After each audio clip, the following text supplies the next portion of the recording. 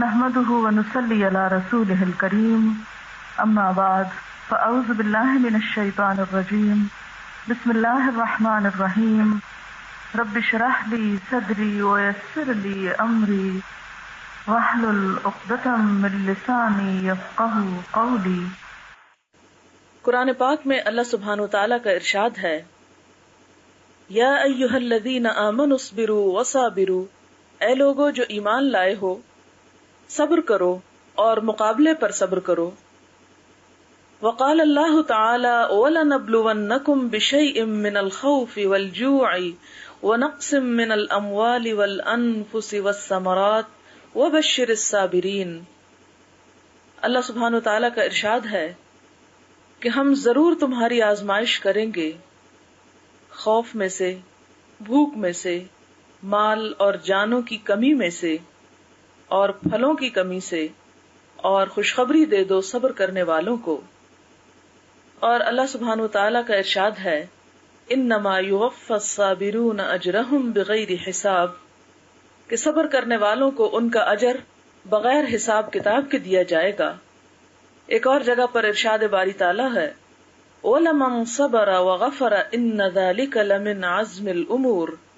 اور جو کوئی صبر کرے اور قصور معاف کر دے تو یہ ہمت کے کام میں سے ہے۔ ایک اور جگہ پر فرمایا، وَاسْتَعِینُوا بِالصَّبْرِ وَالصَّلَاةِ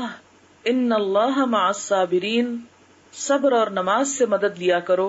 بے شک اللہ تعالیٰ صبر کرنے والوں کے ساتھ ہے۔ سورۃ محمد میں فرمایا، وَلَنَبْلُوَنَّكُمْ حَتَّى نَعْلَمَ الْمُجَاهِدِينَ مِنْكُمْ وَالصَّابِرِينَ، ہم ضرور تمہاری آزمائش کریں گے یہاں تک کہ ہم جان لیں کہ مجاہد کون ہیں تم میں سے اور صبر کرنے والے کون ہیں۔ یہ چند ایک آیات تھیں قرآن پاک کی جو صبر سے متعلق ہیں۔ آج ہم دیکھیں گے کہ صبر کس کو کہتے ہیں اور انسانی زندگی میں صبر کی کیا اہمیت ہے۔ اللہ تعالیٰ نے جب اس دنیا کو پیدا فرمایا اور انسان کی بطور خاص جب تخلیق فرمائی تو انسان کی زندگی اور موت کو بتاتے ہوئے ہمیں یہ بتایا گیا کہ خلق الموت والحیات لیبلوکم ایکم احسن عملا، کہ اس نے موت اور زندگی کو اس لیے بنایا تاکہ وہ تمہاری آزمائش کرے، تمہیں آزما کے دیکھے کہ تم میں اچھے کام کرنے والا کون ہے۔ تو گویا ہماری یہ زندگی ایک آزمائش ہے، ایک امتحان ہے۔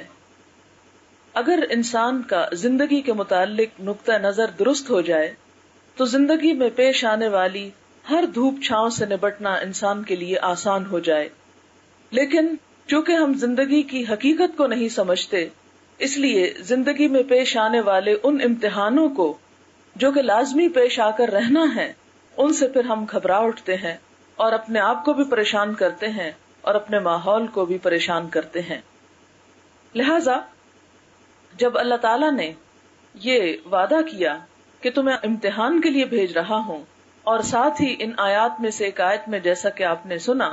کہ وَلَنَبْلُوَنَّكُمْ بِشَيْءٍ مِّنَ الْخَوْفِ وَالْجُوعِ، کہ ہم ضرور تمہاری آزمائش کریں گے۔ یعنی پہلے مرحلے پر تو فرمایا کہ زندگی اور موت آزمائش کے لیے ہے۔ اب دوسرا سوال یہ پیدا ہوتا ہے کہ وہ آزمائش پھر کیا ہے،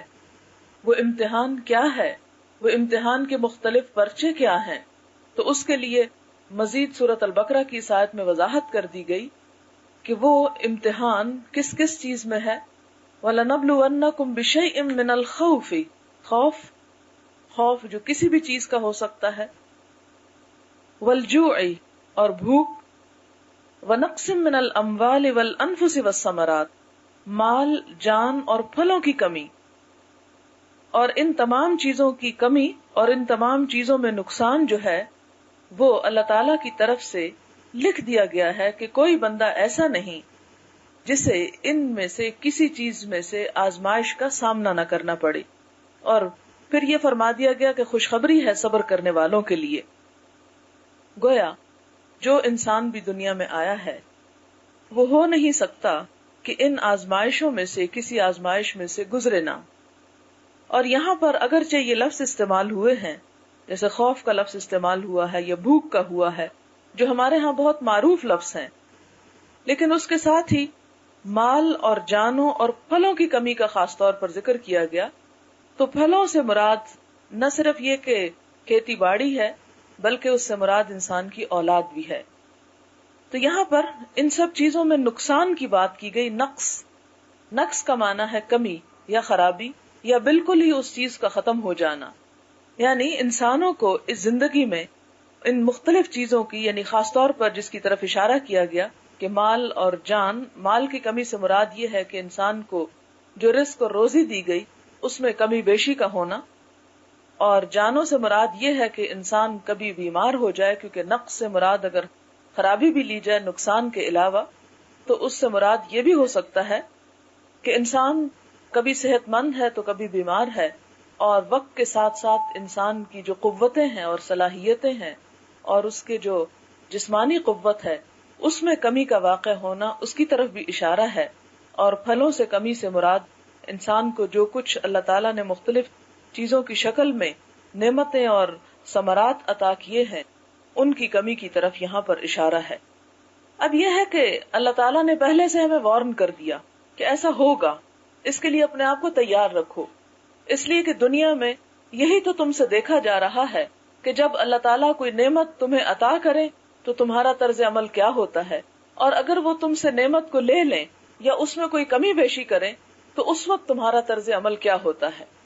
اب آپ دیکھیں کہ اللہ تعالیٰ کی یہ دراصل رحمت ہی ہے کہ اس نے پہلے درجے پر ہمیں انفارم کر دیا۔ اس کے بعد اگلا سٹیپ یہ ہے کہ جب ایسا ہو جائے تو پھر انسان کا طرز عمل کیا ہو۔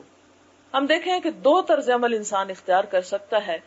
ایک تو یہ ہے کہ اس پریشانی کے اظہار کا ایسا طریقہ انسان اختیار کرے کہ جس کے اظہار کے بعد انسان کو پہلے نقصان کے ساتھ ایک نقصان اور اٹھانا پڑ جائے یا پھر کئی اور نقصان اٹھانے پڑ جائیں، اور اس طریقے سے پچھلے نقصان کی کوئی تلافی بھی نہ ہو۔ مثلاً آپ دیکھیں کہ اگر خدا نخواستہ کسی کے جان میں کوئی کمی ہو گئی ہے، یعنی اولاد میں سے کوئی ختم ہو گیا ہے یا عزیز قریب رشتہ داروں میں سے، ایسے موقع پر انسان کا بعض اوقات بڑا شدید امتحان ہو جاتا ہے، کیونکہ بعض لوگ زندگی میں اتنے ضروری ہوتے ہیں کہ انسان ان کے بغیر خود زندگی کا تصور نہیں کر سکتا، لیکن چونکہ ہر چیز اللہ تعالیٰ کی ایک امانت ہے، انسان اس کی مرضی کے بغیر دم نہیں مار سکتا، وہ جس طرح چاہے اپنی جس چیز کے ساتھ معاملہ کرے۔ ہم میں سے کسی کی یہ گنجائش نہیں، کسی کو یہ اجازت نہیں، کسی کو اس بات کا حق نہیں کہ وہ اللہ تعالیٰ سے کوئی شکوہ کر سکے کہ اللہ تعالیٰ میرے فلاں عزیز کو یا میری فلاں پیاری چیز کو تو نے مجھ سے لیا تو کیوں لیا، اور تجھے اس کو نہیں لینا چاہیے تھا۔ تو ایسے موقع پر انسان کے صبر کا جو امتحان ہوتا ہے اس میں اللہ تعالیٰ دراصل یہ دیکھتے ہیں کہ اب یہ بندہ اس موقع پہ طرز عمل کیا اختیار کرتا ہے۔ اگر ایسے موقع پر ہم مایوس ہو جائیں اور ایسا واویلا اور شکوہ شروع کریں یا اس قسم کا نوحہ اور رونا پیٹنا شروع کریں کہ جس کے نتیجے میں کچھ بھی فائدہ نہ ہو، اور نہ تو مرنے والے کو کوئی فائدہ ہو، نہ ہماری اپنی ذات کو کوئی فائدہ ہو، یا رونے دھونے کا وہ طرز عمل یا غم منانے کا یا سوگ منانے کا وہ سلسلہ اور وہ طریقہ اختیار کر لیں کہ جو عام طور پر ہمارے معاشرے میں رائج ہیں، تو یہ تمام چیزیں صبر کا نمونہ نہیں ہیں، بے صبری کا نمونہ ہے۔ اور اس کے بعد اس کو اس طرح نبھائے اور اس طرح کا طرز عمل اس موقع پر اختیار کرے کہ جب تکلیفوں اور غم کے آنے کے موقع پر اللہ کے رسول صلی اللہ علیہ وسلم نے اختیار کیا، تو ہم دیکھتے ہیں کہ یہی دراصل امتحان میں کامیابی کی علامت ہے۔ اب ہمیں تھوڑا سا یہ دیکھنا ہوگا کہ جیسے لوگوں کے فوت ہونے پر حضور اکرم صلی اللہ علیہ وسلم کا طرز عمل کیا تھا۔ آپ دیکھتے ہیں کہ حضرت خدیجہ رضی اللہ تعالی عنہا حضور صلی اللہ علیہ وسلم کو بے حد عزیز تھی، لیکن عین اس وقت وہ دنیا سے رخصت ہو گئی جب آپ سب سے زیادہ ان کی مدد کے محتاج تھے، اور تھوڑے ہی وقفے پر حضرت ابو طالب جو ان کے چچا تھے، جو آپ کے لیے بہت بڑا سہارا تھے مادی سہاروں میں سے، وہ بھی دنیا سے تشریف لے گئے۔ تو اس سال کو جب آپ کے یہ دونوں عزیز ترین رشتہ دار آپ سے جدا ہوئے تو اس سال کا نام آپ نے عام الحزن رکھ دیا، غم کا سال، لیکن نہ آپ کی زبان نے ایسا کوئی لفظ اپنے منہ سے نکالا کہ جس سے اللہ تعالیٰ کی ناراضگی ہو، اور نہ ہی ان کے مرنے کے بعد آپ کے کام میں، آپ کے مشن میں ایک رتی برابر کوئی فرق آیا کہ ہاں اللہ تعالیٰ پہلے تو نے مجھے بہت سہارا دے رکھا تھا، اس لیے تیرا ذکر کرنا، تیرا نام لینا اور تیرے دین کو پھیلانا میرے لیے بہت آسان تھا، اب جب کہ نے میرے سے یہ دونوں مادی سہارے لے لیے تو اب میں کیا کر سکتا ہوں، اور اب تو میں مایوس ہو کے گھر بیٹھا ہوں۔ نہیں، اللہ کے رسول صلی اللہ علیہ وسلم نے ایسا نہیں کیا۔ پھر آپ دیکھتے ہیں کہ جب حضور صلی اللہ علیہ وسلم ہجرت کر کے تشریف لے جاتے ہیں تو اس موقع پر جس سال جنگ بدر ہوتی ہے، جنگ بدر کا موقع ہے، اور آپ کی بیٹی حضرت رقیہ جو ہیں وہ چیچک کی شدید بیماری میں مبتلا ہیں، اتنی شدید تکلیف میں ہیں کہ آپ صلی اللہ علیہ وسلم اس کو تنہا چھوڑ بھی نہیں سکتے، اور دوسری طرف دشمنوں کا مقابلہ ہے، اس جنگ میں جانے سے بھی رک نہیں سکتے۔ ایسے موقع پر اگر ہم جیسا ہوتا تو کیا کرتا؟ سب کچھ چھوڑ چھاڑ کے گھر میں بیٹھ جاتا،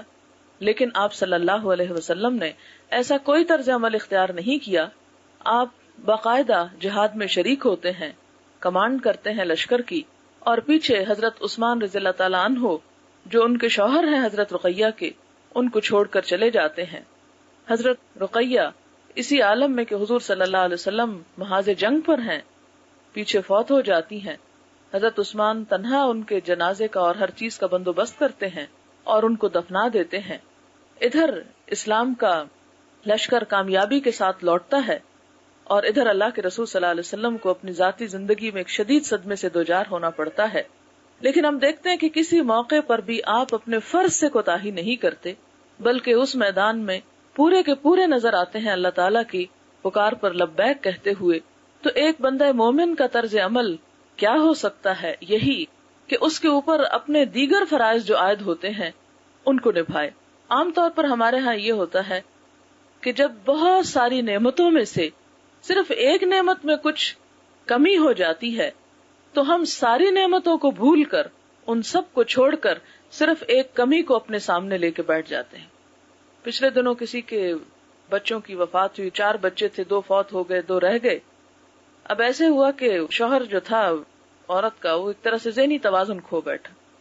ذہنی توازن اس طرح تو نہیں کہ اپنا کام کاج تو کرتا ہے، لیکن پریشانی کا حال یہ ہے کہ میں کس کے لیے جیوں،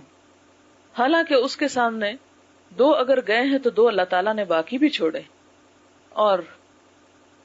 کہنا ان کا یہ ہے کہ ایسا تو کوئی میرا بدترین دشمن بھی میرے ساتھ نہ کرتا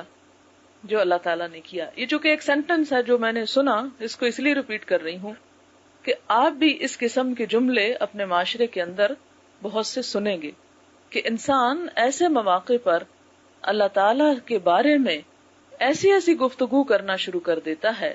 کہ جو انسان اپنی ان تمام نعمتوں کو فراموش کر کے ہی کرتا ہے جو اللہ تعالیٰ اس کو دیتے ہیں۔ ایسے موقع پر انسان کو کیا کرنا چاہیے؟ جب دکھ کے اور تکلیف اور نقصان کے لمحات آئیں تو اس چیز کو جو ہاتھ سے چلی گئی اس کو غور کرنے کی بجائے اور اس پر سارا زور لگانے کی بجائے اور اس پر پریشان ہونے کی بجائے انسان کی کوشش اس معاملے میں رہے کہ وہ اللہ تعالیٰ کے احسانات اور نعمتوں کو یاد کرے کہ اگر یہ نہیں ایک طرف تو یہ تو بہت ساری نعمتیں اللہ تعالیٰ نے دے رکھی ہیں۔ پچھلے دنوں کی بات ہے کہ کسی نے ذکر کیا کہ ان کی بچی ایک پڑھنے میں تھوڑی سی کمزور تھی، تو انہوں نے اپنی ایک اور جاننے والی کی بچی کو دیکھا کہ وہ اسی کی ایج میں پڑھنے میں بہت ہی ذہین اور بہت تیز، تو ان کو اس بات کا خیال آیا کہ میرے پہ شاید نعوذ باللہ اللہ تعالیٰ کی طرف سے کوئی ظلم ہوا ہے کہ مجھے مقابلتاً ایک ایسی اولاد عطا کی کہ جو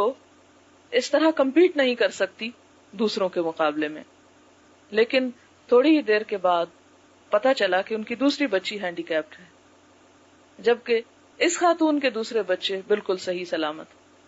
اب ان 2 چیزوں پر جب انسان ایک ہوش کی نگاہ سے نظر ڈالتا ہے تو دیکھتا ہے کہ اگر کوئی بچہ ذرا عمر کے کسی حصے میں اگر تھوڑا سا اپنی پروگرس میں سلو ہے تو شکر ادا کرنا چاہیے کہ وہ اپنے آپ کو سنبھال سکتا ہے، وہ چل پھر سکتا ہے، وہ بولتا ہے،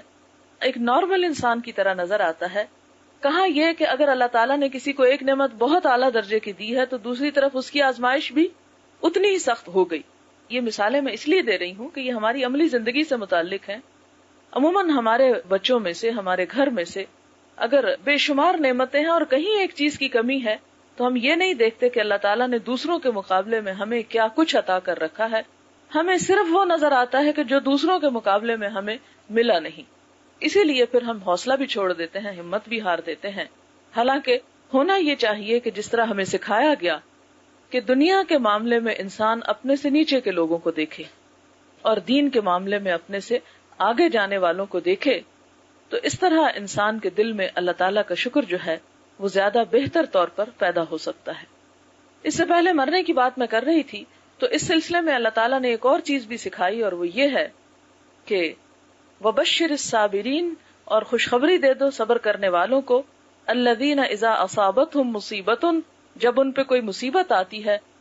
قالوا انا للہ و انا الیہ راجعون، تو وہ کہتے ہیں کہ بے شک ہم اللہ کے لیے ہیں اور اسی کی طرف لوٹ کر جانے والے ہیں. تو یہاں خوشخبری دی گئی صبر کرنے والوں کو، جن کا دل جو ہے وہ اللہ تعالیٰ کے شکر کی طرف جمع ہوا ہوتا ہے، اور ان کی زبان پر یہ کلمات ہوتے ہیں کہ ہم بھی تو اللہ ہی کے ہیں اور یہ سب کچھ اللہ کی امانت ہے. وہ چیز اگر اللہ کے پاس پہنچ گئی، جس کی تھی اس تک واپس چلی گئی، تو ہم بھی تو اسی کے ہیں، ہم بھی اسی کی طرف لوٹ کے جانے والے ہیں. اگر ہمارے عزیز رشتہ دار، بچہ یا شوہر یا بہن یا بھائی یا اولاد میں سے کوئی ہم سے پہلے چلا گیا، تو ہم بھی اسی رستے کے مسافر ہیں. ہمیں بھی اب اس رستے کی تیاری کرنی چاہیے، وہاں کے بارے میں سوچنا چاہیے کہ ہمیں کیا کچھ ضرورت ہے، بجائے اس کے کہ ہم یہ دیکھیں کہ وہ چلا گیا اور ہم اپنی اس زندگی کو بھی حرام کر لیں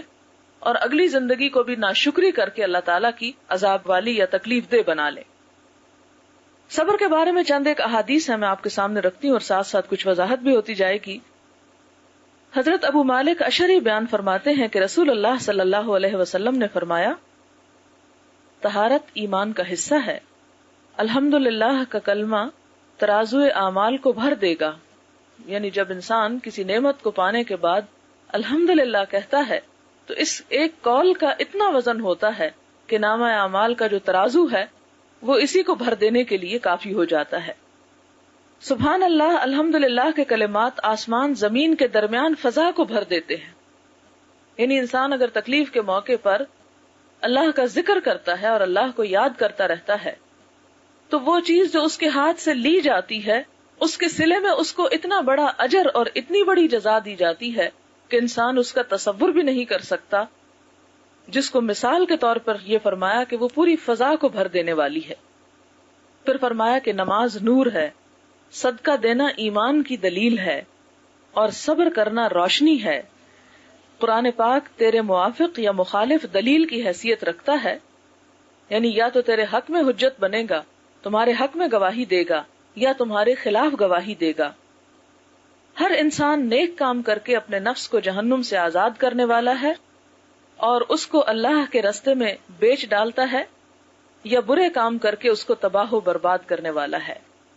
یعنی ہر انسان اپنے نفس کا ایک طرح سے سودا کیے ہوئے. یہ ہمارے پاس ہمارا جو جسم ہے یا ہماری جو روح ہے، یہ سب کچھ دراصل کیا ہے؟ ایک امانت ہے. اور پھر اللہ تعالیٰ نے، جیسے کہ سورۃ التوبہ میں آتا ہے، ان اللہ اشتری من المؤمنین اموالہم وانفسہم بان لہم الجنہ، کہ اللہ تعالیٰ نے مومنوں سے ان کی جان اور مال خرید لیے ہیں بدلے اس کے کہ ان کے لیے جنت ہے. تو گویا ہر انسان اپنے نفس کا سودا کرنے والا ہے. اور سودے سے مراد کیا ہے؟ کہ ہم کس طرح کا معاملہ اور کس طرح کا طرز عمل زندگی میں اختیار کرنے والے ہیں کہ جس کے نتیجے میں ہمارے لیے آخرت میں بھلائی ہو سکتی ہے یا پھر عذاب ہو سکتا ہے. پھر اسی طرح اگلی حدیث ہے جس میں حضور صلی اللہ علیہ وسلم سے کسی نے سوال کیا، آپ نے انہیں دیا، پھر اس نے دوبارہ آپ سے کچھ مانگا، آپ نے انہیں پھر دیا، یہاں تک کہ جو مال آپ کے پاس تھا ختم ہو گیا.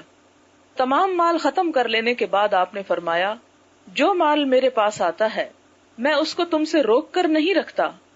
البتہ جو شخص سوال کرنے سے بچا رہا اللہ تعالیٰ اس کو بچائے رکھتا ہے، اور جو شخص استغنا اختیار کرتا ہے یعنی غنی بن کے دکھاتا ہے اللہ تعالیٰ اس کو غنی کر دیتے ہیں، اور جو شخص صبر کرنے کی کوشش کرتا ہے اللہ تعالیٰ اسے صابر بنا دیتے ہیں. اور کوئی شخص صبر سے بہتر اور وسیع تر عطیہ نہیں دیا گیا. یعنی صبر انسان کو کس طرح آتا ہے؟ کوشش سے آتا ہے، خود بخود نہیں چلا آتا. انسان ایسی گفتگو کرے، ایسی نعمتوں کے بارے میں سوچے، اللہ تعالیٰ سے دعا کرے تو اللہ تعالیٰ بھی اس کو صبر عطا کرتے ہیں. لیکن اگر انسان تھوڑی دلی کا ثبوت دیتا ہے اور ایسی گفتگو کرتا ہے اور ایسا طرز عمل اختیار کرتا ہے کہ جس سے جان بوجھ کے اپنے آپ کو غم زدہ رکھے، تو پھر اللہ تعالیٰ بھی اس سے صبر کی توفیق چھین لیتے ہیں۔ اصل میں نے عام طور پر یہ بھی دیکھا ہے کہ غم زدہ رہنا یا غم کا ضرورت سے زیادہ اظہار کرنا ہماری ایک معاشرتی مجبوری بن گئی۔ ایک شخص اپنے غم کو بھلانا بھی چاہتا ہے تو لوگ اسے بھلانے نہیں دینا چاہتے، لوگ اس پہ باتیں بناتے ہیں اور کہتے ہیں دیکھو اس کو تو کوئی غم ہی نہیں، اور اس کو تو کوئی پریشانی ہی نہیں، اور اس کو تو اس قدر بے نیازی ہے۔ تو یہاں پر اللہ تعالیٰ فرماتے ہیں کہ ہاں، جو شخص بے نیاز بننے کی کوشش کرتا ہے اور دنیا کے روگ اور غم اپنی جان کو لگا کے نہیں رکھتا، بلکہ اپنی اللہ تعالیٰ کی طرف سے دی ہوئی نعمتوں پہ شکر ادا کر کے اللہ کو بھی راضی رکھنا چاہتا ہے اور اپنے آپ کو بھی کسی مفید کام میں استعمال کرنا چاہتا ہے، تو یہ چیز عموماً شیطان ہونے نہیں دینا چاہتا۔ وہ یہ چاہتا ہے کہ ہم غم کے ایسے مصنوعی، جھوٹے اور ایسے طریقے اختیار کریں کہ جس کی وجہ سے لوگوں کی نظر میں ہمارا مقام بنے اور لوگ یہ کہہ سکیں کہ فلاں نے تو بڑا زبردست غم منایا ہے اور بہت ہی غم کرنے والا اور اپنے عزیزوں اور رشتہ داروں کے پیچھے رونے والا اور ان کا بہت ہی خیر خواہ اور ہمدرد ہوتا ہے۔ کئی ایسے واقعات بھی آپ کے سامنے آئے ہوں گے زندگی میں، آپ نے دیکھا ہوگا میاں بیوی ہیں یا بہن بھائی ہیں یا اولاد والدین ہیں، زندگی میں ایک دوسرے کی شکل نہیں دیکھنا چاہتے، زندگی میں سارا وقت نوک جھونک ہوتی رہتی ہے، لڑائی جھگڑا ہوتا رہتا ہے، ایک دوسرے کے وجود کو گوارا نہیں کرتے، لیکن صرف دنیا کو دکھانے کے لیے غم کے اظہار کے ایسے ایسے طریقے اختیار کیے جاتے ہیں کہ اس دھوکہ بازی پہ شیطان بھی مات کھا جائے۔ تو یہ سب کچھ کیوں ہوتا ہے؟ اس لیے کہ ہمارا نہ جینا اپنا ہے اور نہ مرنا اپنا ہے، نہ ہماری زندگی اپنی ہے اور نہ موت اپنی، اللہ کی ہے۔ حالانکہ ہمیں تو یہ حکم دیا گیا تھا قل ان صلاتی ونسکی ومحیای ومماتی للہ رب العالمین لا شریک لہ وبذلک امرت وانا اول المسلمین، کہہ دیجئے کہ میری زندگی اور میری موت اور میرا جینا اور میرا مرنا اور میری نماز اور میری قربانی سب اللہ رب العالمین کے لیے ہے جس کا کوئی شریک نہیں۔ آپ دیکھیں کہ ہماری شادی بیاہ کی رسمیں وہ سراسر دکھاوا اور جھوٹ اور فریب پر مبنی، اور ہماری موت اور غمی کی رسمیں اس میں بھی اکثریت اسی قسم کی رسموں کی پائی جاتی ہے۔ مجھے ذاتی طور پر کچھ لوگوں کے ساتھ تعزیت کے لیے جانے کا اتفاق ہوا۔ خواتین جتنی دیر ٹریول کر رہی ہیں، ہنس رہی ہیں، کھا رہی ہیں، پی رہی ہیں، بول رہی ہیں، دنیا بھر کے قصے بتائے جا رہے ہیں،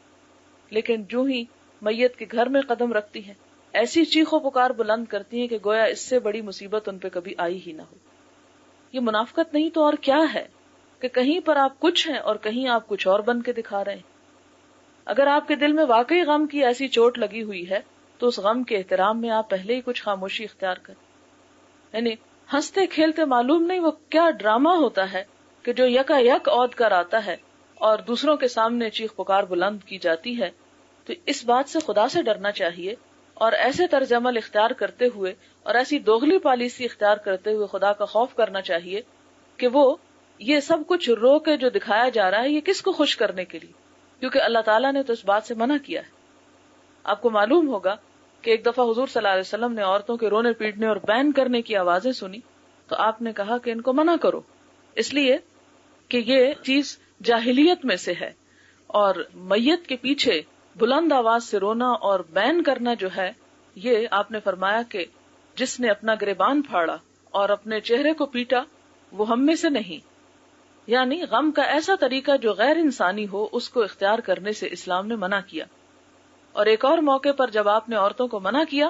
اور وہ باز نہ آئی تو آپ نے کہا کہ جاؤ ان کے منہ پہ مٹی پھینکو، کہ یہ کس قسم کی حرکات اختیار کرنے والی ہیں، یہ انسانی تہذیب کے دائرے سے باہر ہیں۔ لیکن اس کا یہ مطلب نہیں کہ انسان کو رونے سے منع کیا گیا ہے۔ آپ صلی اللہ علیہ وسلم کی گود میں آپ کا ایک نواسا تھا جو اس وقت موت اور زندگی کی کشمکش میں تھا، اور ایک اور موقع پر آپ کا بیٹا تھا ابراہیم علیہ السلام، تو آپ صلی اللہ علیہ وسلم کی آنکھوں میں آنسو تھے اور آپ غم کا اظہار کر رہے تھے۔ اس پر صحابہ کرام نے بڑے تعجب کا اظہار کیا کہ اللہ کے رسول صلی اللہ علیہ وسلم آپ بھی روتے ہیں؟ آپ نے فرمایا ہاں، دل غم زدہ ہے، آنکھ آنسو بہاتی ہے، لیکن زبان سے کوئی ایسا کلمہ نہیں نکلے گا جو اللہ تعالیٰ کو ناراض کرنے والا ہو۔ یعنی کوئی ایسا طرز عمل کہ جس سے خدا کی ناراضگی. اب دیکھیں کہ ایسے موقعوں پر آپ شاید اس بات کو مائنڈ بھی کریں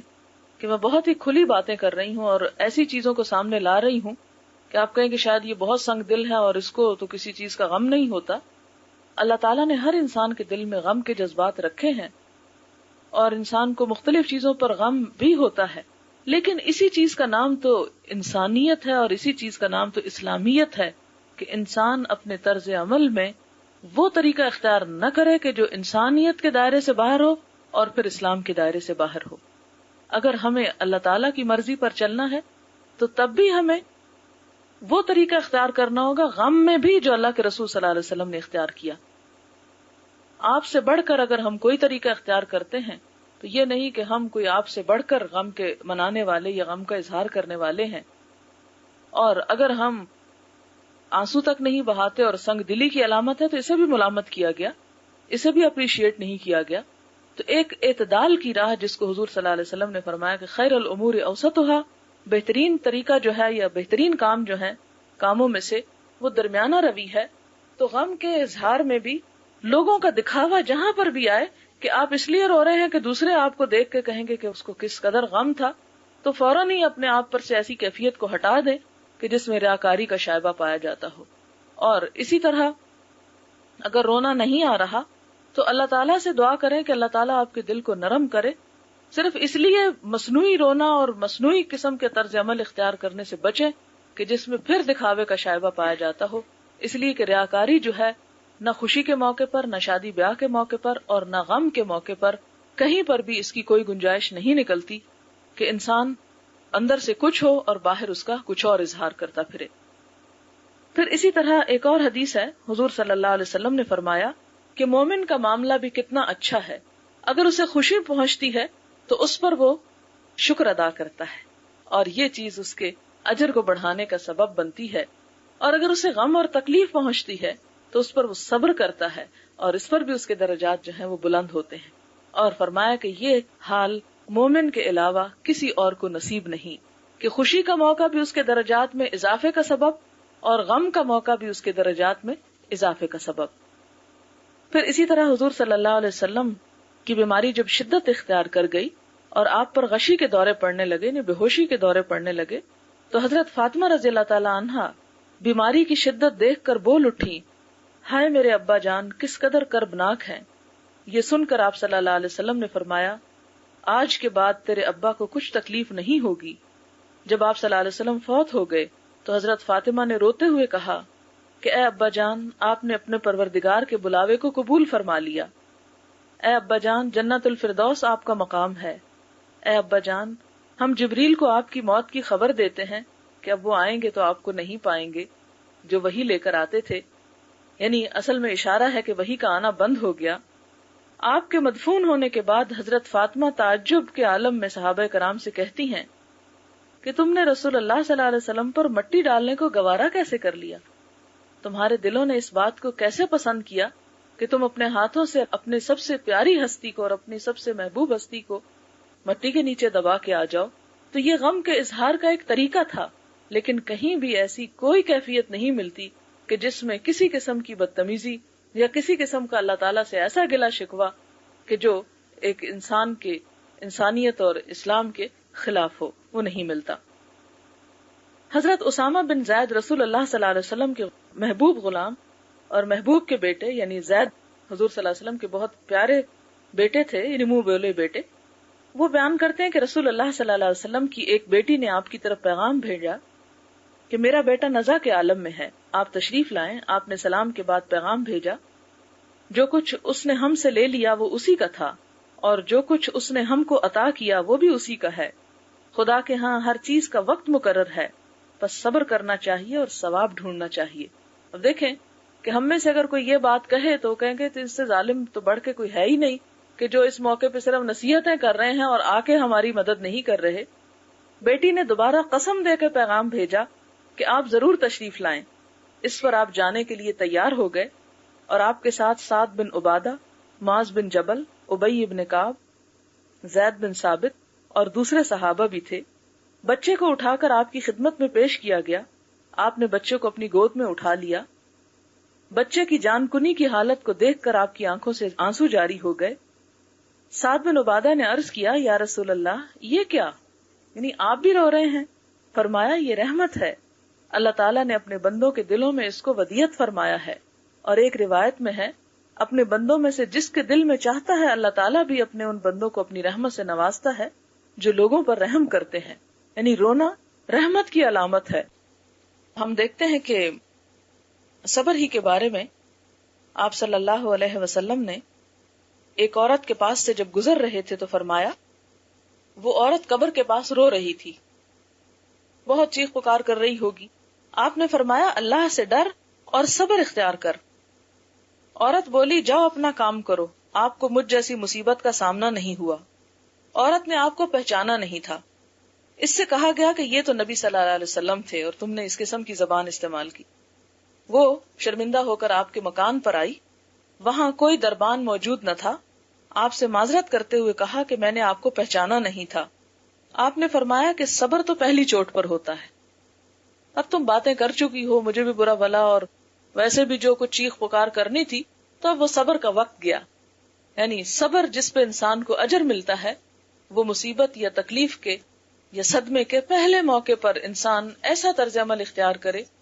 کہ جس سے اللہ تعالیٰ ناراض نہ ہونے پائے۔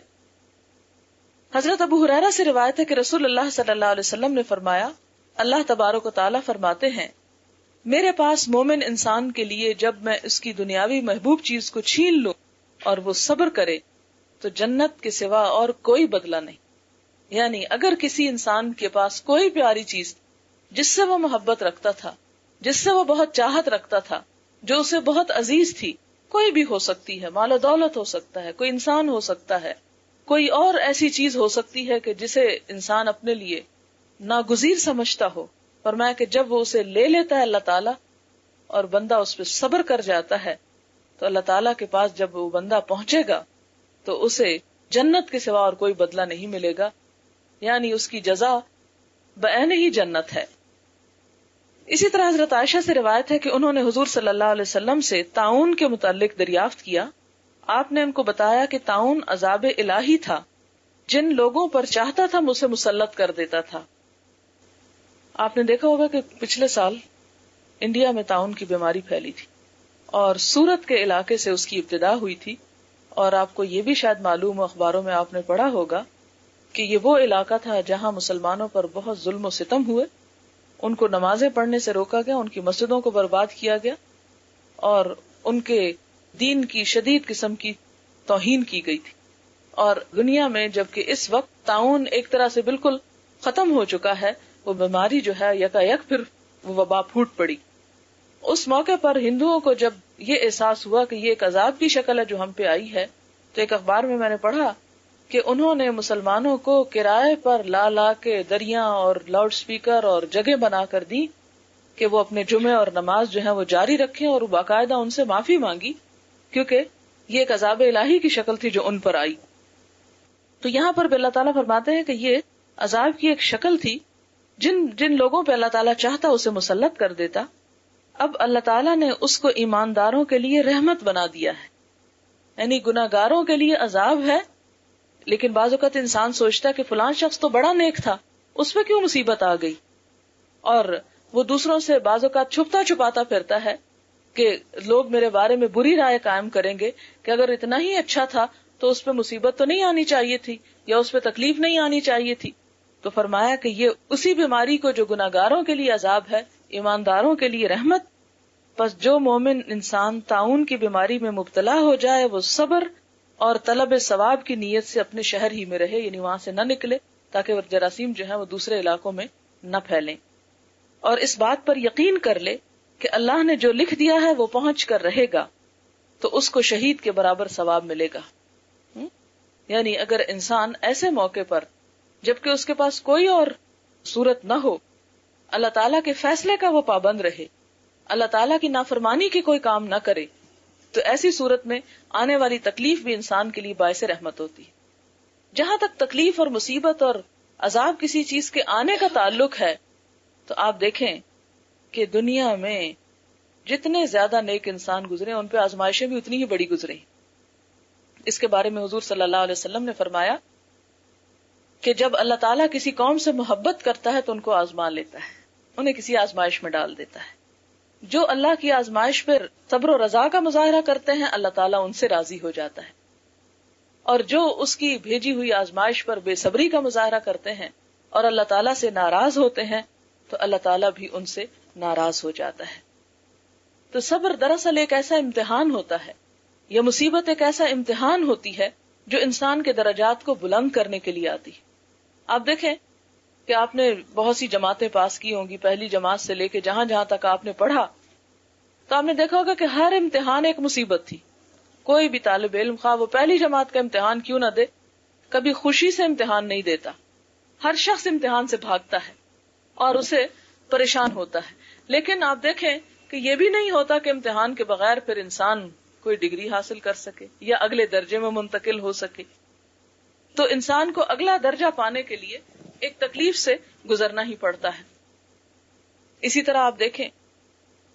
کہ بچے کا حصول ماں کے لیے کتنی خوشی کی بات ہوتی ہے، لیکن اس خوشی سے حاصل کرنے سے پہلے ماں کتنے کرب اور تکلیف اور مصیبت اور پریشانی سے گزرتی ہے. وہی کر سکتا ہے کہ جو ان سب چیزوں کو گزار چکا ہو. لیکن اگر کوئی شخص یہ کہے کہ یہ سب تکلیفیں تو میں نہیں گزار سکتا لیکن وہ خوشی چاہتا ہوں جو اللہ تعالیٰ دینا چاہے تو ویسے بھی شاید دے دے، تو آپ دیکھیں کہ اللہ تعالیٰ نے وہ قانون ہی ایسا کوئی نہیں بنایا کہ اس کے بغیر کچھ خوشی نصیب ہو سکے. آپ دیکھیں کہ بعض لوگ بچوں کے نہ ہونے کی صورت میں بچے اڈاپٹ کر لیتے ہیں. ٹھیک ہے، وہ بچے بھی بڑے پیارے ہوتے ہیں، لیکن وہ بچہ جو تکلیف کے بعد اور مشکل مرحلے کے بعد انسان کو نصیب ہوتا ہے اس کی قدر ہی کچھ اور ہوتی ہے. پھر اسی طرح ہم دیکھتے ہیں کہ حضور صلی اللہ علیہ وسلم نے فرمایا کہ جب اللہ تعالیٰ کسی انسان کو اس کی دو پیاری چیزوں میں مبتلا کر دے، یعنی اس کی آنکھیں جاتی رہیں، بینائی جاتی رہے، نابینا ہو جائے انسان، اور اس پر وہ صبر کر لے، یعنی اللہ تعالیٰ سے شکوہ نہ کرے، ناراض نہ ہو، تو اللہ تعالیٰ فرماتے ہیں کہ ان کے عوض میں اس کو جنت عطا کروں گا. یہ بخاری کی روایت ہے. اسی طرح ایک اور حدیث میں آتا ہے کہ حضرت عطا بن ابی رباح بیان کرتے ہیں کہ مجھے عبداللہ بن عباس نے کہا کہ میں تجھے جنت کی حقدار عورت نہ دکھاؤں، یعنی میں دکھاؤں دنیا میں ایک عورت جس سے جنت میں جانا ہے. تو ظاہر ہے کہ اگر ہمیں کوئی کہے تو ہم تو بہت ہی شوق سے دیکھیں کہ واقعی ہمیں بھی پتا چلے کہ اس کا کیا عمل ہے. تو انہوں نے کہا کہ ضرور دکھائیے. اس نے کہا کہ یہ سیاہ فام عورت، کالی کلوٹی عورت حضور صلی اللہ علیہ وسلم کی خدمت میں آ کے کہنے لگی کہ مجھے مرگی کا دورہ پڑتا ہے اور میرے شرمگاہ سے کپڑا ہٹ جاتا ہے تو مجھے پتہ ہی نہیں چلتا اس بے ہوشی میں. آپ میرے لیے اللہ تعالیٰ سے دعا کیجئے کہ اللہ تعالیٰ مجھے صحت عطا کرے. آپ نے فرمایا اگر تو صبر کر سکے تو اس کا ثواب جنت ہے، اور اگر تو چاہے تو میں اس کے لیے تیری صحت کی دعا کر سکتا ہوں. اس نے کہا میں صبر کرتی ہوں، لیکن میرے لیے دعا کریں کہ میری بے پردگی نہ ہو. آپ نے دعا فرمائی اور اس کے بعد اس کی بے پردگی تو نہ ہوئی، لیکن اس عورت نے ایک اتنی بڑی بیماری کو صرف اس لیے قبول کر لیا، اس لیے اللہ کا فیصلہ سمجھ کر اس پہ راضی ہو گئی کہ اس مشکل کے عوض میں اللہ کے ہاں جنت ملے گی. حضرت عبداللہ بن مسعود بیان کرتے ہیں، کہتے ہیں کہ گویا کہ میں رسول اللہ صلی اللہ علیہ وسلم کو دیکھ رہا ہوں. آپ انبیاء کرام سے ایک پیغمبر کے بارے میں فرما رہے تھے کہ اس کو اس کی قوم نے اس قدر مارا کہ اس کو لہو لہان کر لیا. یعنی ایک نبی کو اس کی قوم نے اتنا مارا کہ لہو لہان کر دیا. وہ اپنے چہرے سے خون پوچھ رہے تھے اور کہہ رہے تھے اے اللہ میری قوم کو معاف کر دے، یہ جانتے نہیں ہیں. یعنی یہ ہے صبر کا طریقہ کہ دوسرے لوگ جب حد سے زیادہ بھی ستائیں تو اس پر ان کو بھی معاف کر دے اور کہے کہ اللہ یہ لا علم ہے، انجان لوگ ہیں، تو ان کو بھی معاف کر دے. اور اس طرح انسان پہ جو مشکل وقت گزرتا ہے اس کے صلے میں اسے اللہ تعالیٰ اپنی رضا عطا کرتے ہیں اور ثواب کی امید. اگلی حدیث صحیح بخاری اور مسلم کی ہے. حضرت ابو سعید خدری بیان کرتے ہیں اور حضرت ابو ہریرہ بھی کہ نبی صلی اللہ علیہ وسلم نے فرمایا مسلمان کو جو بھی تھکان، بیماری، غم، تکلیف، حتیٰ کہ کانٹا لگنے سے جو پریشانی ہوتی ہے اس کے بدلے میں اس کے صغیرہ گناہ معاف ہو جاتے ہیں. یعنی چھوٹے چھوٹے گناہ جو ہوتے ہیں وہ ان کا ازالہ سارا دن ہوتا رہتا ہے چھوٹی چھوٹی تکلیفوں کے ساتھ. لہذا انسان کو ان پر پریشان نہیں ہونا چاہیے. ایک اور حدیث میں ہے، حضرت عبداللہ بن مسعود فرماتے ہیں کہ میں نبی صلی اللہ علیہ وسلم کی خدمت میں حاضر ہوا. آپ بخار میں مبتلا تھے میں نے عرض کیا یا رسول اللہ آپ تو شدید بخار میں مبتلا ہیں. فرمایا ہاں مجھے تمہارے 2 آدمیوں کے برابر بخار ہوتا ہے، یعنی جو تم میں سے ایک کو ہوتا ہے اتنا 2 لوگوں کو ہو تو وہ مجھے ایک کو ہوتا ہے. میں نے عرض کیا کیا اس لیے کہ آپ کو دگنا ثواب ملے گا؟ آپ نے فرمایا ہاں یہی بات ہے. بالکل اسی طرح جس مسلمان کو کانٹا چبھنے یا اس سے زیادہ کسی مصیبت کی زحمت اٹھانا پڑتی ہے تو اللہ تعالیٰ اس کے عوض میں اس کے گناہ معاف فرما دیتے ہیں، اور گناہ اس سے یوں صاف ہو جاتے ہیں جیسے درخت کے پتے گر جاتے ہیں، یعنی اس طرح سب گناہ اس سے جھڑ جاتے ہیں. تو یہاں پر آپ دیکھیں کہ عموماً انسان دیکھتا ہے اور کہتا ہے کہ میری زندگی میں تو کوئی خوشی ہی نہیں، اور میں نے تو پریشانیوں کے علاوہ کچھ پایا ہی نہیں، اور دوسرے انسان کیسے ہنستے ہیں، بولتے ہیں، خوشیاں مناتے ہیں، لیکن مجھے تو کوئی خوشی ہی نہیں ملی. تو ایسی صورت میں اسے یقین رکھنا چاہیے کہ ایک بات تو یہ کہ کوئی انسان ایسا نہیں جسے خوشی نہ ملی ہو. ایسا کہنا بھی ایک ناشکری کی علامت ہے، اس سے بچنا چاہیے. اور دوسرا یہ کہ اگر کہیں آزمائش دوسروں کی نسبت زیادہ آ گئی تو اس پر توقع بھی زیادہ رکھنی چاہیے کہ وہ اجر ملے گا جو دوسرے کو نہیں ملے گا. اور دنیا میں ملنے والی خوشیاں تو سب عارضی ہیں، اور صبر کر کے ہمیشہ کی پائیدار خوشی جو ہے وہ حاصل کرنا ہی دراصل انسان کی کامیابی کی علامت ہے. اسی طرح حضور صلی اللہ علیہ وسلم نے فرمایا کہ من یرد اللہ بہ خیرا یصب منہ، جس کے ساتھ اللہ بھلائی کا ارادہ فرماتے ہیں اس کو مصیبت میں گرفتار رکھتے ہیں. یعنی ایک سے نکلتا ہے تو کسی اور میں پڑ جاتا ہے، اس سے فارغ ہوتا ہے تو کسی اور میں پڑ جاتا ہے. تو یہ دراصل اللہ تعالیٰ کی نظر کرم ایک طرح سے ہوتی ہے کہ اسے آزما آزما کر سونا بناتا چلا جاتا ہے اور اپنے قریب سے قریب تر کرتا چلا جاتا ہے. لیکن اس کا یہ مطلب نہیں کہ انسان آزمائشیں مانگے، آزمائش کبھی مانگنی نہیں چاہیے، لیکن اگر آ جائے تو انسان کو اس پر صبر کر کے زیادہ سے زیادہ اجر کمانا چاہیے. حضرت انس بیان کرتے ہیں کہ رسول اللہ صلی اللہ علیہ وسلم نے فرمایا کسی تکلیف کے آنے پر کوئی شخص موت کی آرزو نہ کرے، موت نہ مانگے. اگر اس سے کوئی چارہ نہ ہو تو یہ کلمات کہے اللہم احینی ما کانت الحیات خیرا لی وتوفنی ما اذا کانت الوفات خیرا لی، کہ اللہ مجھے اس وقت تک زندہ رکھنا جب تک کہ زندگی میرے حق میں بہتر ہے، اور اس وقت مجھے موت دے دینا جب کہ فوت ہونا میرے حق میں بہتر ہو. لیکن پھر بھی یہ نہیں کہا گیا کہ کوئی شخص موت کی تمنا کرے کہ اس سے تو بہتر ہے میں مر ہی جاؤں. نہیں، یہ نہیں کہنا چاہیے. حضرت خباب بن ارت بیان کرتے ہیں کہ ہم نے رسول اللہ صلی اللہ علیہ وسلم سے کفار کی ایذا رسانیوں کا شکوہ کیا. آپ کعبہ کے سائے میں ایک چادر کو تکیہ بنا کر لیٹے ہوئے تھے. ہم نے عرض کیا آپ ہمارے لیے غلبے کی دعا کیوں نہیں کرتے کہ اللہ تعالیٰ ہمیں کفار پہ غلبہ عطا کرے. آپ نے فرمایا تم سے پہلے بعض لوگوں کا حال یہ ہوتا کہ ان میں سے ان کو پکڑ لیا جاتا، پھر گڑھا کھودا جاتا، اس میں ان کو گاڑ دیا جاتا جیسے کوئی درخت گڑا ہوتا ہے زمین میں، پھر اس کے سر پہ آرا چلایا جاتا، اس کے 2 ٹکڑے کر دیے جاتے، اور بعض کو لوہے کی کنگھیوں سے اس کے گوشت کو نوچا جاتا حتیٰ کہ ہڈیاں متاثر ہو جاتی، لیکن اس کے باوجود وہ دین سے روگردانی نہ کرتا. تب دیکھیں کہ پہلی امتوں کے اوپر کس قدر آزمائشیں گزری. لہذا حضور صلی اللہ علیہ وسلم کے ساتھیوں پر جو بہت آزمائشیں گزر رہی تھی، آپ نے یہ نہیں کہا کہ ہاں واقعی تم بڑے مظلوم ہو اور تم پہ بڑا ظلم ہو رہا ہے. آپ نے ان کو ایسی مثال سامنے لا کر دی جس میں بتایا گیا کہ ان سے بڑھ کر بھی آزمائشیں لوگوں پر گزری ہیں. پھر فرمایا خدا کی قسم اللہ تعالیٰ اسلام کی تکمیل کرے گا اور امن کی یہ کیفیت ہوگی کہ ایک سفر کرنے والا صنعاء سے حضر موت تک سفر کرے گا، لیکن وہ صرف خدا سے ڈرتا ہوگا اور اس کے علاوہ کسی اور سے نہ ڈرے گا، اور اپنی بکریوں پر سوائے بھیڑیوں کے کسی چیز کا خوف نہ رکھے گا، لیکن تم جلد بازی سے کام لے رہے ہو. ایک اور حدیث ہے، حضرت عبداللہ بن مسعود بیان کرتے ہیں کہ جنگ حنین میں حضور صلی اللہ علیہ وسلم نے غنیمتوں کو تقسیم کرتے ہوئے کچھ لوگوں کے ساتھ ترجیحی سلوک اختیار فرمایا. چنانچہ اقرا بن حابس کو 100 اونٹ عطا فرمائے، اویانا بن حسن کو بھی اتنے ہی دیے، اور عرب کے اشراف کے ساتھ ترجیحی سلوک کرتے ہوئے انہیں زیادہ دیا. ایک شخص بول اٹھا اللہ کی قسم یہ تقسیم منصفانہ نہیں، اور نہ ہی اس میں اللہ کی رضا کو ملحوظ خاطر رکھا گیا ہے. یعنی آپ دیکھیں کہ حضور صلی اللہ علیہ وسلم پر بھری محفل میں اس قسم کا اعتراض کہ جو کسی بھی طور پر جائز نہ تھا. یعنی آپ خود سوچیں کہ آپ صلی اللہ علیہ وسلم جو بھی ڈیسیژن لیتے، جو بھی فیصلہ کرتے اور جو بھی طرز عمل اختیار کرتے، اس کو اللہ تعالیٰ کی پوری تائید حاصل ہوتی تھی. جب یہ بات آپ کو بتائی گئی تو آپ کا چہرہ مبارک سرخ ہو گیا. پھر فرمایا کہ جب اللہ اور اس کا رسول عدل و انصاف نہ کریں گے تو پھر کون انصاف کرے گا. یعنی یہ دراصل ایک طرح سے حضور صلی اللہ علیہ وسلم کی غیبت کی گئی تھی کہ جب آپ نے ایک موقع پر تقسیم کرتے ہوئے کچھ لوگوں کو زیادہ دیا اور کچھ کو کم دیا تو جنہیں کم دیا گیا ان میں سے کسی نے کہا کہ یہ تقسیم انصاف کی نہیں اور اس میں اللہ کی رضا کو ملحوظ نہیں رکھا گیا. یہ بات حضرت عبداللہ بن مسعود نے حضور صلی اللہ علیہ وسلم کو پہنچا دی. جب آپ نے یہ بات سنی تو شدید قسم کا غصہ آیا اور آپ کا رنگ سرخ ہو گیا اور فرمایا کہ جب اللہ اور اس کا رسول انصاف نہ کریں گے تو اور کون کرے گا.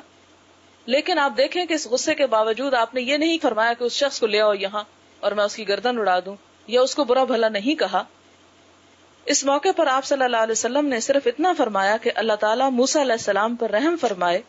ان کو اس سے کہیں زیادہ اذیتیں پہنچائی گئیں لیکن انہوں نے صبر کیا اور آپ کی ایسی تکلیف دہ کیفیت دیکھ کر میں نے دل میں کہا کہ اس کے بعد آپ کی خدمت میں اس قسم کی بات نہیں پہنچاؤں گا. یعنی لوگ جو باتیں بناتے ہیں وہ آپ کو نہیں بتاؤں گا اس لیے کہ آپ کو میری اس بات پہنچانے کی وجہ سے بہت تکلیف ہوئی. اس میں ہمیں کیا سبق ملتا ہے؟ ہمیں سبق یہ ملتا ہے کہ حضور صلی اللہ علیہ وسلم نے اپنے اس دکھ کو بھلانے کے لیے حضرت موسیٰ علیہ السلام کا دکھ یاد کر لیا کہ ان کی قوم اس سے بھی زیادہ ستانے والی تھی اور مجھے تو صرف اتنا ہی کہا گیا. ان کے ساتھ تو قرآن پاک میں وہ گائے کا واقعہ آپ دیکھ لیں کہ ایک شخص اللہ کا پیغام لے کر آتا ہے اور لوگ کس طرح اس کا مذاق بناتے ہیں اور پھر وہ واپس پلٹتا ہے، پھر وہ آتا ہے اور پھر اسی طرح اور بہت سے مواقع پر بنی اسرائیل آپ دیکھیں حضرت موسیٰ علیہ السلام تورات لینے کے لیے گئے تو پیچھے سے بنی اسرائیل نے بچڑے کو معبود بنا لیا. اسی طرح اور بے شمار کام ایسے کہ جب وہ سمندر پار کر کے جا رہے تھے کہیں راستے میں لوگوں کو دیکھا کہ وہ بتوں کی عبادت کر رہے ہیں تو کہنے لگے کہ ہمیں بھی اسی طرح کے الہ بنا دو جس طرح ان لوگوں کے ہیں. تو جگہ جگہ وہ ستانے والی نالائق قوم تھی لیکن حضرت موسیٰ علیہ السلام اتنے ہی زیادہ صبر کرنے والے تھے تو حضور صلی اللہ علیہ وسلم نے ایسے موقع پر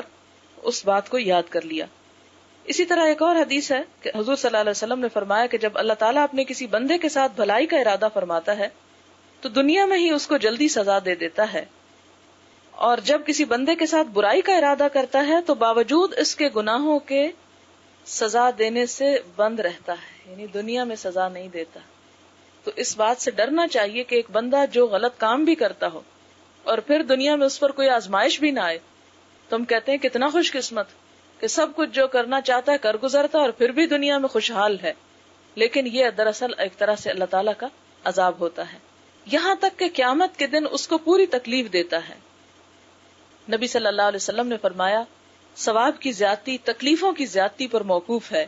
بے شک اللہ تعالیٰ جب کسی قوم کو محبوب سمجھتا ہے تو اس کو آزمائشوں میں گرفتار کرتا ہے. بس جو شخص آزمائشوں کے باوجود خوش رہا اس کو اللہ تعالیٰ کی خوشنودی حاصل ہوگی اور جو شخص ناخوش ہوا اللہ تعالیٰ اس سے ناخوش ہو گیا.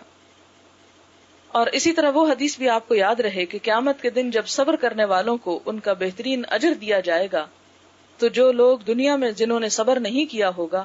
یا دنیا میں جن پر کوئی مصیبت نہیں آئی ہوگی وہ تمنا کریں گے کہ اے کاش ہماری جلد کینچیوں سے کاٹ ڈالی جاتی اور ہمیں دنیا میں طرح طرح سے آزمایا جاتا تاکہ آج ہم بھی وہ اجر پاتے کہ جو دوسرے لوگوں کو مل رہا ہے. تو یہ چند باتیں تھی. تو امید ہے کہ یہ بات کافی حد تک واضح ہو چکی ہوگی. صبر کا باب جو ہے وہ کافی طویل ہے تو میں تھوڑا سا وقفہ آپ کو دینا چاہتی ہوں سوالوں کے لیے اسی موضوع سے متعلق. لیکن جی کے متعلق ہے جو کہ ابھی تک ہر شخص جو ہے وہ یہ کہتا ہے کہ مرنے کے وقت اگر ہم قرآن خوانی کر ہی لیتے ہیں تو آپ کو کیا اعتراض ہے کہ بجائے آ کے وہ باتیں کریں کچھ کریں. تو قرآن کی اپنی فضیلت ہے کہ اس کے بعد دعا قبول ہوتی ہے اور 10 نیکیاں بھی ملتی ہیں. تو حرج یعنی اس کو اس اصل میں بات یہ ہے کہ ہمارے ہاں جو تعزیت کا طریقہ ہے وہ بھی بہت غلط ہے. ہم جب کسی کی تعزیت کے لیے جاتے ہیں تو سارا دن وہیں بیٹھے رہتے ہیں، پھر ہمارا وقت نہیں گزرتا، پھر وقت گزارنے کے لیے ہم نے اور بہت سے کام شروع کر رکھے ہیں. پہلی بات تو یہ ہے کہ صرف ان لوگوں کو قریب رہ جانا چاہیے جو بہت ہی عزیز قریب رشتہ دار ہیں اور جن کا وہاں پر کوئی کام ہو. باقی لوگوں کا کام صرف اتنا ہونا چاہیے کہ آئیں تعزیت کریں اور فوراً اپنے گھروں کو لوٹ جائیں. ان کے اوپر ہجوم نہ کریں، ان کے لیے آزمائش کا سبب نہ بنے. اس لیے کہ بہت سارے لوگوں کو بٹھانے کا انتظام، پھر ان کو کھلانے پلانے کا انتظام، پھر ان کو سلانے کا انتظام اور پھر ان کی بے پناہ دوسری ضروریات کا انتظام. یہ ایک گھر میں جہاں فوتگی ہوئی ہو، جہاں انہیں اپنی جان کا ہوش نہ ہو، جہاں ایک پہلے سے مصیبت آئی ہو، اس کے اوپر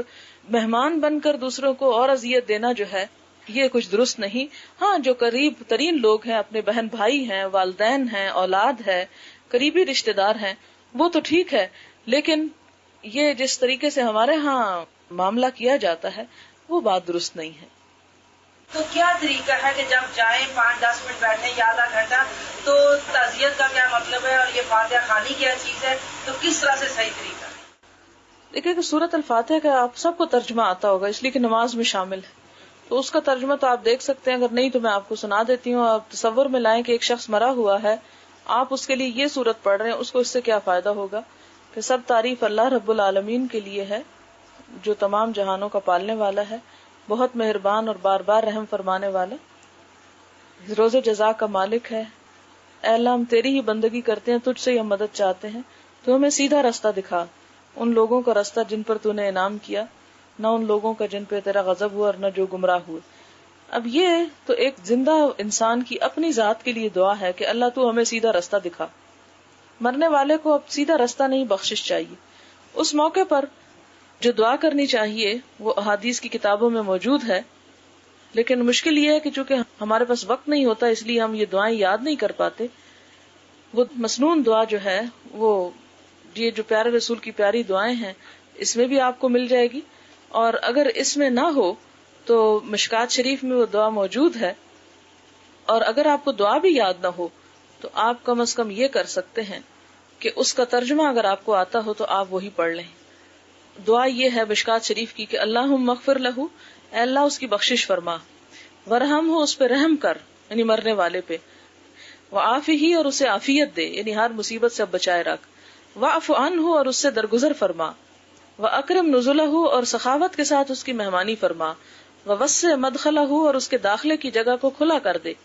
واغسلہ بالماء والثلج والبرد اور اس کو دھو ڈال پانی سے اور برف سے اور اولوں سے. یہ ایک انداز ہے کہنے کا نہیں، اچھی طرح صاف کر دے اسے تمام گناہوں سے. وَنَقِّهِ مِنَ الْخَطَايَا اور پاک کر دے اسے خطاؤں سے.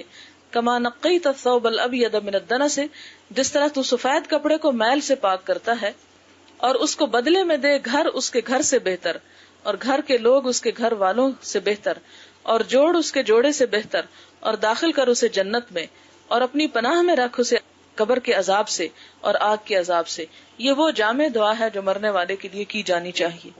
اور اس کے علاوہ جو جنازے کی دعا ہے وہ بھی کی جانی چاہیے. آپ کو معلوم ہوگا کہ ایک صحابی کی وفات پر آپ صلی اللہ علیہ وسلم نے 9 تکبیریں کہیں، یعنی اتنی دعائیں مانگی ان کی. تو اس پر صحابہ کرام نے پوچھا کہ اللہ کے رسول صلی اللہ علیہ وسلم کیا آپ بھول گئے؟ عموماً تو یہ تھا نا 3 دفعہ ہوتا ہے اللہ اکبر اور پھر اللہ اکبر. یہاں تو ہم جنازہ عموماً نہیں دیکھتے، حرم میں آپ نے دیکھا ہوگا جب نماز کے بعد عموماً جنازہ پڑھایا جاتا ہے 2-3 تکبیریں ہوتی ہیں. تو آپ نے فرمایا کہ ان کا مقام اس سے کہیں بلند تھا کہ ان کے لیے اور بھی تکبیریں کہی جاتی. تو گویا جنازے میں بھی لمبی دعا، اور آپ صلی اللہ علیہ وسلم کا یہ معمول بھی تھا کہ قبر میں دفنانے کے بعد بھی لمبی دعا کیا کرتے تھے. تو گھر کی عورتیں جب میت کو لے جایا جائے تو پیچھے بیٹھ کے کثرت سے دعا کریں، کیونکہ اس وقت مردہ جو ہے وہ دعا کا زیادہ مستحق ہوتا ہے. آپ صلی اللہ علیہ وسلم نے ایک صحابی تھے، ان کو سانپ نے ڈس لیا اور نوجوان تھے، تو لوگوں نے کہا کہ اللہ کے رسول صلی اللہ علیہ وسلم آپ دعا کیجئے کہ اللہ تعالیٰ انہیں زندہ کر دے. آپ نے فرمایا زندہ تو اب نہیں ہو سکتے، اب ان کے لیے دعا کرو. ایک اور جگہ پر آتا ہے کہ آپ صلی اللہ علیہ وسلم نے فرمایا کہ مرنے والا قبر میں ڈوبتے ہوئے فریادی کی طرح ہوتا ہے. جیسے ڈوب رہا ہوتا ہے نا بندہ، فریادیں کرتا ہے، چیختا پکارتا ہے بچاؤ مجھے، نکالو اس گڑھے سے باہر. تو آپ نے فرمایا کہ جب زندہ لوگ جو پیچھے ہوتے ہیں اس کے لیے دعا کرتے ہیں تو وہ دعا جب پہنچتی ہے اس کو تو اسے ہر اس چیز سے زیادہ پیاری ہوتی ہے جو وہ دنیا میں چھوڑ کے آیا ہوتا ہے، ہر چیز سے زیادہ عزیز ہوتی. لہذا مردے کے حق میں زیادہ سے زیادہ دعا، صدقہ خیرات اور ایسے اعمال کرنے چاہیے کہ جس سے اس کو فائدہ ہو سکے. ان کاموں کا کوئی فائدہ نہیں کہ جو ہم رو پیٹ کے اور اپنی ہی باتیں کر کے اور اس کی تعریفیں کر کے صرف وقت پاس کر دیں، تو اس سے زیادہ فائدہ نہیں ہوگا. اگرچہ تعریف کا یہ فائدہ ہوتا ہے اور وہ بھی جھوٹی نہیں کرنی چاہیے، حد میں رہتے ہوئے، کہ جس طرح کے مردے کے بارے میں ریمارکس دیے جائیں فرشتے اس پر اسی طرح آمین کہتے ہیں اور اس کو اس کی جزا ملتی ہے. ہمیں کرنے سے پہلے یہ دیکھنا چاہیے کہ ہم یہ کیوں کر رہے ہیں. سب سے پہلے یہ کہ اگر تو ہم کوئی بھی کام کر رہے ہیں، جیسے ہمارا دنیا کا کام ہے،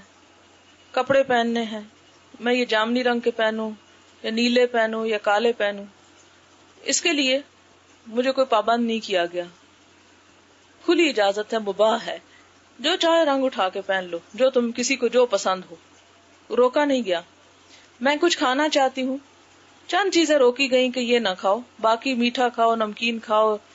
مرچیں کھاؤ، نہ کھاؤ، کوئی فرق نہیں پڑتا، جو کوئی مرضی کھائے۔ میں دوپہر 12 بجے کھانا چاہتی ہوں یا 1 بجے یا 4 بجے یا 8 بجے، اس سے بھی کوئی فرق نہیں پڑتا۔ لیکن اب میں نماز پڑھنا چاہتی ہوں،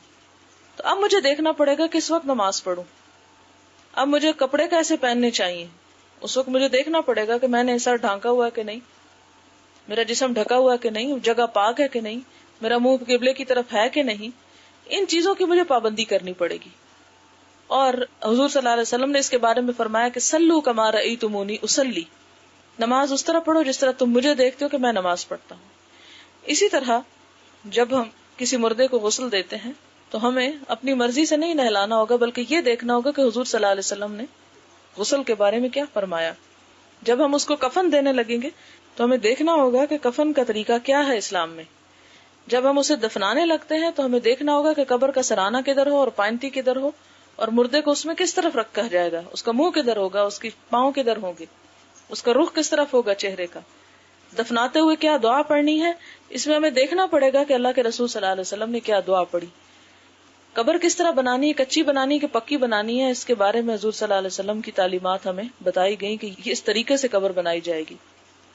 پھر اسی طرح اس کے بعد کیا دعائیں پڑھنی ہیں وہ بھی آپ صلی اللہ علیہ وسلم نے پڑھی، وہ بھی سنت کی کتابوں میں ملتی ہیں، اس کو بھی ہم اسی طرح کریں گے جس طرح آپ صلی اللہ علیہ وسلم نے کیا۔ مردے کو دفنانے کے بعد جب ہم گھر آتے ہیں تو اب ہمیں کیا کرنا ہے، اس کے بارے میں بھی اللہ کے رسول صلی اللہ علیہ وسلم نے بڑی وضاحت کے ساتھ ہمیں چیزیں بتا دی۔ ان چیزوں میں، ان طریقوں میں آپ پورا قرآن پاک کھول کے پڑھ لیں، مسنون احادیث کی جو کتابیں ہیں اوتھینٹک، ان کو آپ پڑھ لیں، کہیں کوئی ایسی چیز ہمیں نہیں ملے گی۔ حضور صلی اللہ علیہ وسلم کی زندگی میں آپ کی 2 ازواج مطہرات، ایک حضرت خدیجہ اور ایک حضرت زینب، جن کا وفات آپ کی زندگی میں ہی ہوئی تھی اور کچھ سال، 1.25 سال شادی کے بعد ہو گئی تھی، وہ فوت ہوئی۔ آپ کے بیٹے جتنے بھی تھے، نرینہ اولاد، سب آپ کی زندگی میں فوت ہوئے۔ صرف ایک جنگ احد کے دن 70 کے قریب صحابہ کرام شہید ہوئے۔ تو اس میں آپ دیکھیں کہ بے شمار مسلمان آپ کی زندگی میں، آپ کی ساری بیٹیاں سوائے حضرت فاطمہ کے آپ کی زندگی میں فوت ہوئی۔ ان سب موقعوں پر ہمیں یہ دیکھنا چاہیے کہ آپ صلی اللہ علیہ وسلم نے کیا کیا ان کے لیے، ان کے پیچھے کیا پڑھا، ان کے پیچھے کیا صدقہ خیرات کیا، ان کے پیچھے کس طرح کی محفلیں جمائیں، جمعرات کو جمع ہوئے کہ نہیں ہوئے، اس دن کچھ پھل وغیرہ تقسیم ہوئے کہ نہیں ہوئے، پھر 40 دن کے بعد جمع ہوئے کہ نہیں ہوئے۔ جب ہم یہ ساری چیزیں دیکھتے ہیں تو ان چیزوں کا کوئی بھی سلسلہ یا کوئی بھی مثال ہمیں سنت میں کوئی نہیں ملتی، نہ جمعرات کی ملتی ہے، نہ 40 دن کی ملتی ہے، نہ سال کی، نہ 2 سال کی۔ ہمیں جو چیزیں ملتی ہیں وہ یہ، آپ صلی اللہ علیہ وسلم نے فرمایا کہ جب ایک بندہ فوت ہو جاتا ہے تو اس کے عمل کی کتاب بند ہو جاتی، کچھ چیزیں ہیں جو پیچھے سے اس کو فائدہ پہنچاتی ہیں۔ نمبر 1، نیک اولاد جو مرنے والے کے لیے دعا کرے، جتنی دعا کرے وہ دعا اس کو پہنچے گی۔ جیسے پہلے بھی میں نے بتایا کہ وہ مرنے والے کو دعا جب پہنچتی ہے اسے ہر اس چیز سے زیادہ پیاری ہوتی ہے جو پیچھے وہ چھوڑ کے جاتا ہے، اسے کسی چیز سے خوشی نہیں ہوتی، کوئی کیا کر رہا ہے اس کی بلا سے، اب اسے یہ چاہیے کہ اس کی اپنی جان کیسے چھوٹے۔ اب جیسے آپ دیکھیں نا کہ ایک بیمار ہوتا ہے تو بیمار شخص کو دوائی چاہیے یا کھانے چاہیے، ایک شخص ہے جسے آئس کریم انتہائی پسند ہو سکتی، لیکن جب اس کے سر میں شدید درد ہے، اس کا خون بہا جا رہا ہے، تو اسے آئس کریم تو کوئی نہیں چاہیے ہوگی، اس کو تو چاہیے وہ دوا جس سے وہ ٹھیک ہو جائے۔ اسی طرح مرنے والے کو اب ان چیزوں سے کوئی غرض نہیں کہ پیچھے کون رہ گیا اور کس حال میں رہ گیا، اس کو اب اپنی جان کی پڑی ہے کہ اب کوئی ایسی دوا پہنچے کہ جس سے میرا یہ حال درست ہو جائے۔ دوسری کیا چیز پہنچتی ہے؟ علم ينتفع به، وہ علم جو لوگوں کو سکھا گیا، لوگ اس سے فائدہ اٹھا رہے ہیں، تو وہ اس کے صدقہ جاریہ اس کے لیے ہوگا۔ یا یہ کہ مرنے والے کے پیچھے ایسے کام کیے جائیں کہ جس سے اس کے نام پر علمی ادارے قائم کیے جائیں، یا اس کے نام پہ آپ کوئی کتاب چھپوائیں، یا کوئی کسی غریب بچے کو پڑھائیں، غریب چھوڑ اپنے کسی رشتہ دار کو پڑھائیں، کوئی بھی کام اس کی نیت سے آپ کریں علم کی ایکٹیویٹی کا، وہ اس کو ثواب پہنچتا ہے۔ تیسرا یہ صدقہ جاریہ، صدقہ جاریہ سے مراد یہ کہ کسی ایسے نیک کام میں پیسے خرچ کرنا، میت خود کر جائے یا میت کے پیچھے والے کریں، کہ جس سے لوگوں کو عام فیض پہنچے. مثلاً کسی گاؤں میں سڑک نہیں، سڑک بنوا دی جائے، کہیں پانی کا انتظام نہیں، پانی کھدوا دیا جائے، کنواں بنوا دیا جائے، ٹیپ لگوا دی جائے، کسی کی موٹر لگوا دی جائے. اسی طرح اگر کہیں پر کوئی بیمار ہے تو اس کے علاج کا انتظام کیا جائے. آپ کو معلوم ہے کہ کیسی کیسی بیماریاں اس دور میں آ چکی ہیں. ایک خدا نخواستہ کسی کو کینسر ہو جائے تو اچھا بھلا گھرانہ جو ہے وہ تباہ و برباد ہو کے رہ جاتا ہے. ایک ایک انجیکشن جو لگتا ہے اس کی قیمت آپ کو معلوم ہوگی کہ ہزاروں میں جاتا ہے. تو ایسی صورت میں کتنی تکلیف اور کرب سے گزرتے ہیں وہ مریض جو ہسپتالوں میں پڑے، مگر ہمیں ہوش ہی نہیں، ہم تو اپنی خوشیوں سے نہیں فارغ کہ ہم کبھی جا کے خبر لیں کہ ان کے اوپر کیا گزرتی ہے. کیونکہ آپ کو معلوم ہے کہ جو شخص کسی کی تکلیف دور کرتا ہے اللہ تعالیٰ اس کی تکلیف دور کرتا ہے. تو ایسے نیکی کے وہ کام کہ جس میں کسی انسان کی بھلائی ہو، ان کی تو مثالیں ہمیں سنت میں بھی ملتی ہیں اور اس کی تاکید بھی ہمیں ملتی ہے. رہے یہ کام تو یہ عموماً ہمارے ہاں دوسرے کلچر کے اثر سے آئی ہیں یہ چیزیں، اور ان کو اگر سنت کی معیار پہ لا کے دیکھا جائے تو کہیں اس کا کوئی جواز نہیں ملتا کہ ہم سب رشتہ دار کٹھے ہو جائیں اور ہم مزے مزے کے پھل بیٹھ کے کھائیں اور یہ کہیں کہ اس کا میت کو بڑا ثواب پہنچ رہا ہے. حضور صلی اللہ علیہ وسلم نے تو ایسی کوئی تعلیم ہمیں نہیں دی. میت کو ثواب اسی صورت میں پہنچے گا جب آپ کسی غریب کے منہ میں وہ چیز ڈالیں گے یا کسی ضرورت مند کو وہ چیز پہنچائیں گے یا لوگوں سے جہالت اور بے دینی اور گمراہی اور فساد کو دور کرنے کے لیے کوئی پیسہ خرچ کریں گے تو وہ انشاءاللہ میت کو پہنچے گا. سبحانک اللہم و بحمدک نشہد ان لا الہ الا انت نستغفرک و نتوب الیک. السلام علیکم و رحمۃ اللہ وبرکاتہ.